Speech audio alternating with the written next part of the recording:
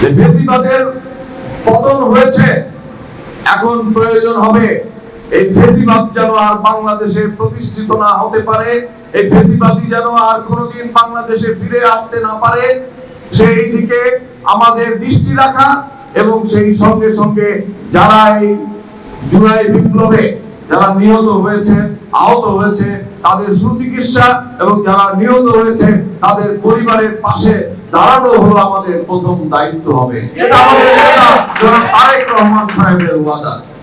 কাজে আপনারা নিশ্চিন্ত থাকেন, আমরা গণতান্ত্রিক দাবি আদায়ের মাত্র এক ধাপ অতিক্রম করেছি।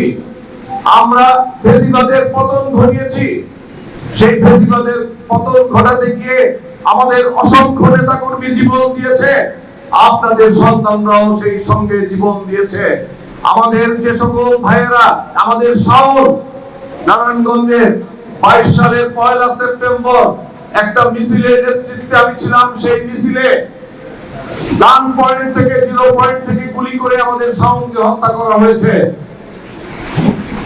শাওনের হত্যার সঙ্গে আপনাদের যারা শহীদ হয়েছেন তারা একই সূত্রে গাথা, একই সূত্রে গাথা। শাওন মানুষের ভোটের অধিকার আদায়ের সংগ্রামে রাজপথে জীবন দিয়েছে। আপনাদের সন্তানরাও এই ফেসিবাদের পতন ঘটানোর জন্য এবং মানুষের ভোটের অধিকার আদায়ের জন্য আপনাদের সন্তানরাও প্রাণ দিয়েছে। এই হত্যাকাণ্ড গত 15 বছরে যা ঘটেছে সবগুলোই কিন্তু একই সূত্রে গাথা। আমরা শাওনকে যেমন ভুলে যাব না, আমরা তেমনি পারভেজকেও ভুলে যাব না, আমরা তেমনি আকাশকেও ভুলে যাব না। আপনারা দেখেছেন সম্প্রতি দেশনেত্রী বেগম খালেদা জিয়া চিকিৎসা শেষে বাংলাদেশে ফিরে এসেছেন। বাংলাদেশে আসার সেই দৃশ্যটা আপনারা সকলেই দেখেছেন। এয়ারপোর্ট থেকে তার বাসা পর্যন্ত রাস্তা ঘাট, ব্রিজ, কালভার্ট, ভবন, ভবনের ছাদ, দোকানপাট, সর্বত্র শুধু মানুষ আর মানুষের ঢল আপনারা দেখেছেন। আর তার পূর্বেই গত 5ই আগস্ট আপনারা ঠিক এরকম আরেকটি দৃশ্য দেখেছিলেন।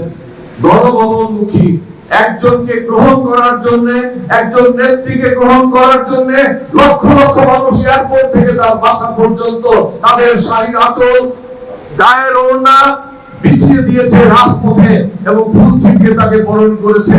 আর একজনকে বিতাড়িত করার জন্য